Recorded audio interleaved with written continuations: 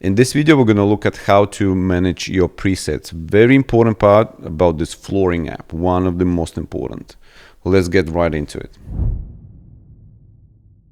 As always, we're starting from dashboard. So next where we find our presets is team, workspace settings. Then we have here on configuration, which is the presets. So now we're on the main presets page. This is like you do this one for your app. So whatever you change here, it will be seen in your app. Because in your app, you don't have time to create, like for example, room times. You get that pre-filled it here. I mean, like room names, room types.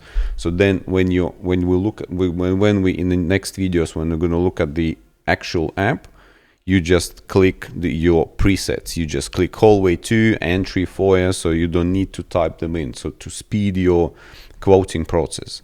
But this one here, when you sign up, this is a preset that I've built based on my experience and based what we do here in the flooring company. So this is the one that you get basically for free, but it's very customizable. You can change it. You can do. You can delete all that. You can do whatever you want. So let's say room types. So see, I've tried to cover most of the room types here. Again, if you don't use all of them, you can, like, let's say bedroom 5, bedroom 4, for example, you don't need to use it. You don't want to see in your app. You just click here and then you can just click. So you can change the name. Again, very customizable.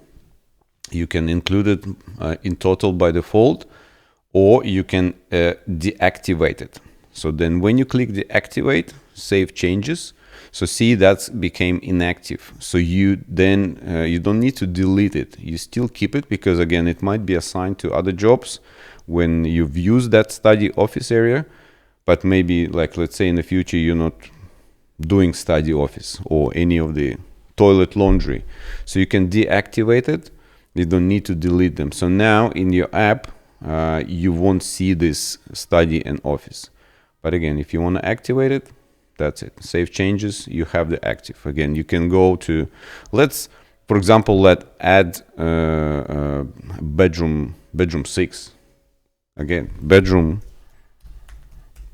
6. Starting order, I would say bedroom, so I want to put it in the list. So again, your starting order is how you're quoting. You can change the starting order as well. So let's say I prefer starting from entry foyer. That's how I create it. So when I taking measurements from the job site, that's how I go: entry, hallway, kitchen, and then as I go. You can change your starting order. This is really up to you, but we can put it as I don't know. So then it will jump into the somewhere bedroom 6. See the 81, 82. So now we have bedroom 6 created. Again, do I need a bedroom 6? Do I often quote 6 bedrooms houses? Not much. I don't really need. So I can delete it. I can deactivate it. But we're gonna do delete. Yes, delete bedroom 6. That's gone. Again, this is a very a basic preset that I've created for you, and you can use it. You can change it, as I said. Same with state types, removal items, all these prep items and all that. So this is all your actual, all very customizable. So all of that you will see in your app. That's for the separate video, but here you're building your structure for your app version. And here we go, all that, yeah, that's yeah. Product types, again, chevron, mosaic, all of that as well. So straight lay, herringbone, you can use that. So that's your basically preset. You do that for your app. Here, you're not doing that in app. You can add in the app, you'll be able to, but it's easier to set it once and then just use it. You don't have to create it again and again.